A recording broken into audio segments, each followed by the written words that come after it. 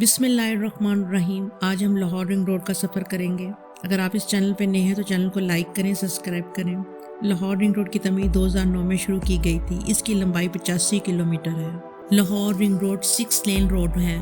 Ring road Lahore पर आपको लाहौर के ख़ास मकामात मिलेंगे, जिनमें Lahore international airport, DHA society और मुख्तलिफ स्कीमें मिलेंगी। लाहौर रिंग रोड की तमीर से लाहौर की अहम मकामात का सफ़र करना बहुत आसान है। गाड़ी की हद रफ्तार 100 किलोमीटर फ़ी घंटा है। लाहौर रिंग रोड के 4 लूप हैं: southern loop, eastern loop, northern loop, western loop. Southern loop में रायबन इंटरचेंज होकर नियाज़ी इंटरचेंज, बाबू साबू इंटरचेंज। ईस्टर्न लूप में गज्जू मत्ता इंटरचेंज, नियाजी चौक इंटरचेंज। नॉर्दर्न लूप में Shahdara interchange, Lahore Sialkot motorway interchange.